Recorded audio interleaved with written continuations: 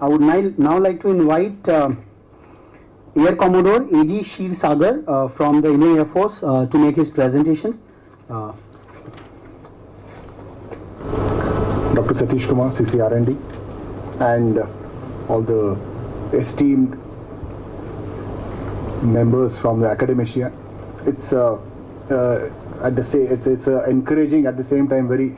I feel very awed to be in the presence of such eminent personalities who are in this gathering, encouraging in a way that their presence, your presence over here would definitely go a long way in solving some of the issues that we as the users in the Indian Air Force face, and as a continuous process look for solutions. So I would start with a small quote by Dr. APJ Abdul Kalam, and it's a very well-known quote, I suppose, from the Vision 2020 book of his.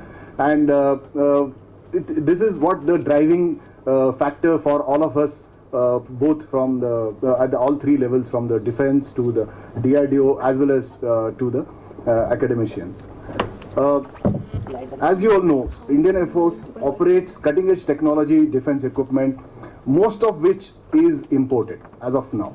Our dependence on imported equipment is close to about 70%, and this dependence continues throughout the life cycle of the equipment as of now. We do depend upon critical technologies, critical equipment, critical spares. All of these have to either get repaired, overhauled, imported all the time.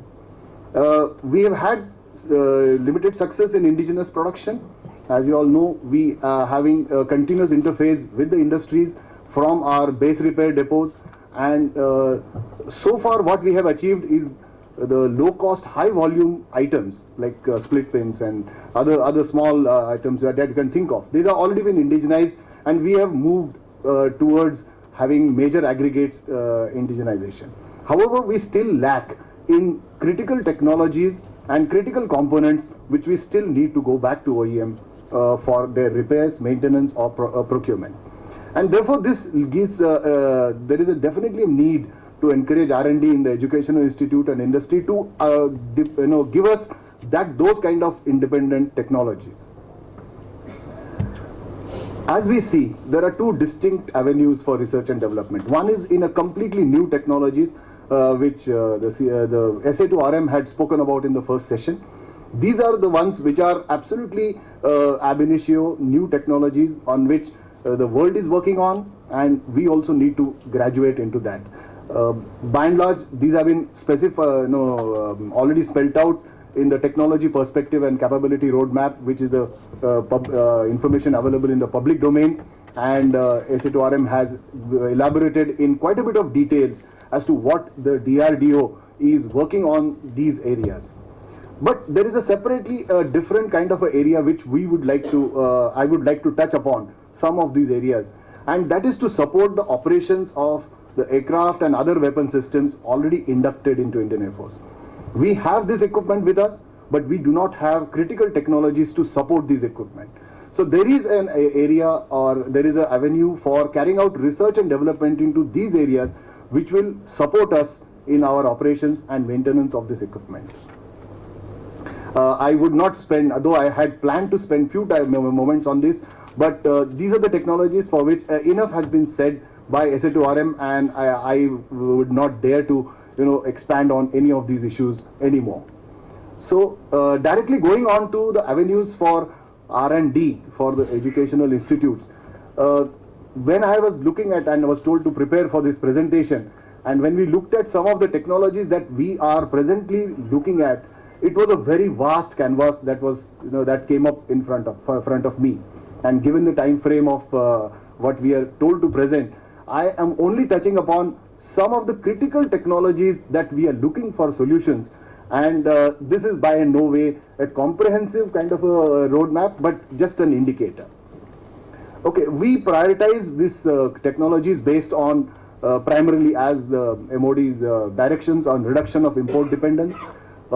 We are also wanting these technologies because of prohibitive cost of import of these technologies. Indigenous capability development as an independent driver is a requirement. There are some technology which are causing production holdups, or they cause our aircraft to remain on ground, and therefore we need help from the academia on that ground. And of course, there are many areas where we continue to, as was brought out by my previous speaker from the Army, that the OEMs are no longer supporting us into those equipment, and we find difficulties in maintaining them. So one of the first of the areas which I would like to touch upon is protective coatings on aero engine blades.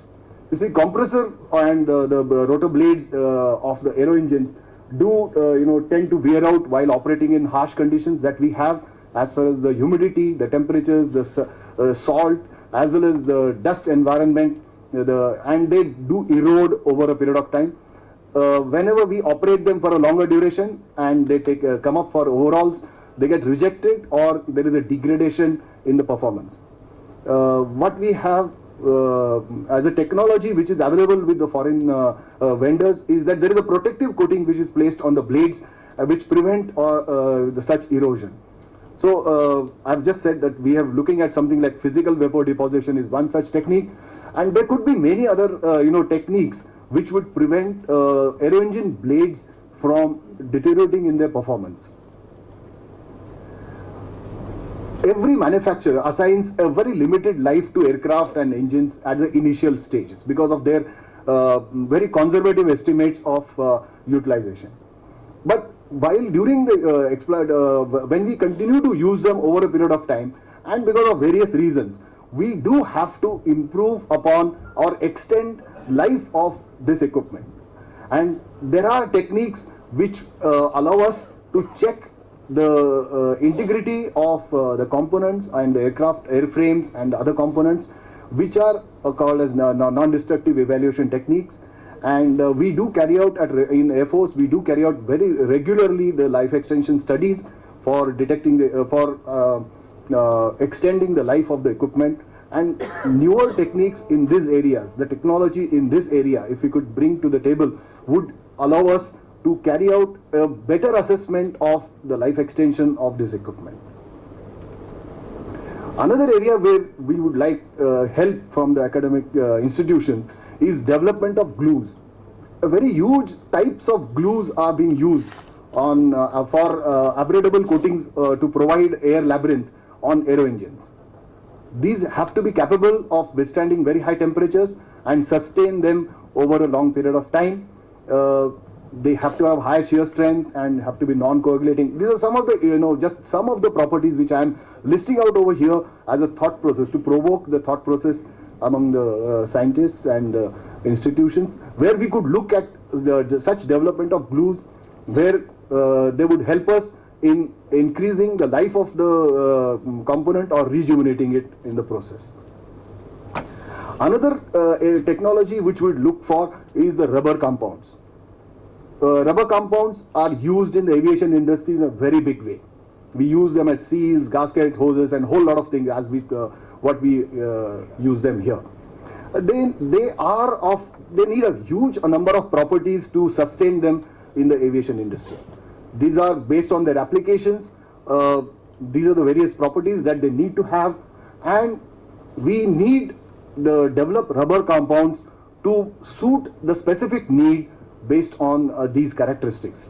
So if we are in a position to take up the development of rubber compounds as a technology, it would help us in maintaining the equipment, it increasing its life, and reduce our import dependence. Nano composite coatings is another area where our aircraft canopies, when they suffer the damage in the form of cuts and marks, they need to be rejuvenated.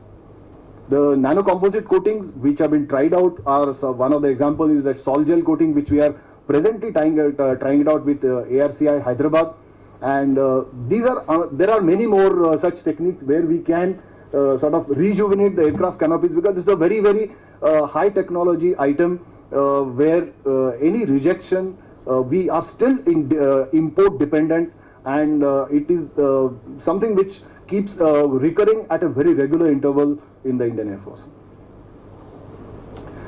This brings me to the basic factors of cockpit glasses and canopies. These are presently imported. There are various types of construction of canopies which are earlier used to be monolithic, but nowadays with the advancement of the technology, the laminate structures have been used, and transparency, frangibility, weight are some of the considerations which do not permit us. We do not have the technology to manufacture cockpit glass and canopies in India. We do need this technology to improve upon once again our own dependence on the OEM, and as well as have it as an self I would call it a capability to attain for future. Our BRDs carry out large number of reclamation processes. If a component cannot be reclaimed, then it has to be replaced. So if the rejected parts can be reused through reclamation process, now there are plenty of reclamation processes possible. They are like nitriding or metal depositions or many such examples which we are presently using, but I'm sure with your knowledge base, with your experience, you would be able to come up with many more such reclamation processes. And if these are given a boost, these can be thought about and can be explained across to us, we would be more than willing to take them on board for carrying out our reclamation processes. This was primarily intended for actually the some of the private industries which I thought would be participating in this conference. But all the same, these are some of the manufacturing or the processes in which we are expecting some kind of a research work and sort of improvement into the materials, the aviation bearings. Entire aviation bearings are not only in the aero engines but into many other moving components of the aircraft, and it's a very specialist kind of a technology. We do not have this with us. Precision machining, welding, a whole lot of aircraft tires. We had a major breakthrough recently in past with aircraft tires, and we have been able to indigenize the aircraft tires of Su-30 and other aircraft, and there is a big boost being given into that. But this is another area where more research work is possible. Aircraft batteries, we're graduating from lead acid to the silver zinc to NiCad to lithium ion, and a whole lot of, there is a whole process which is going on of aircraft battery development. So cockpit displays, which already been talked about, and of course the simulators. My senior army colleague had already spoken about simulators.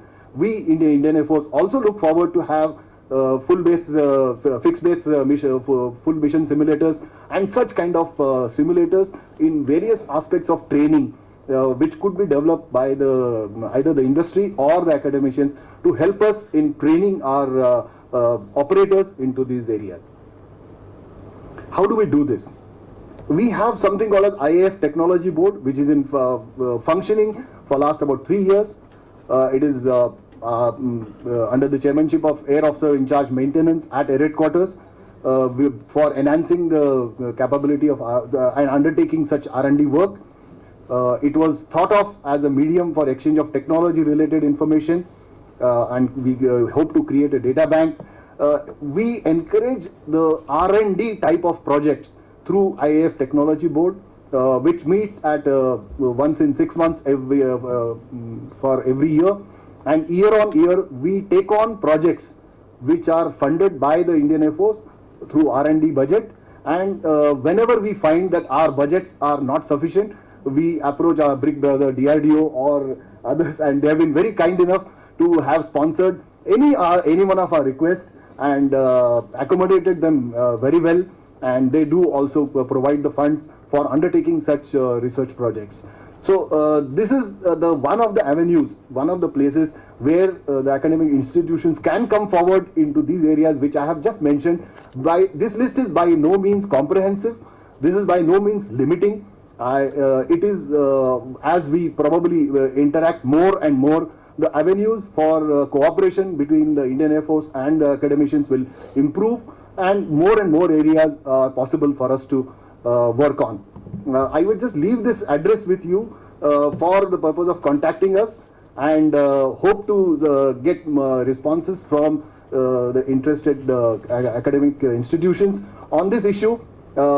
I am not in a position to give any specific projects at this stage, But as and when we interact, the requirements would emerge, and that's the way forward. That by more and more interactions, I would like to move forward on this issue.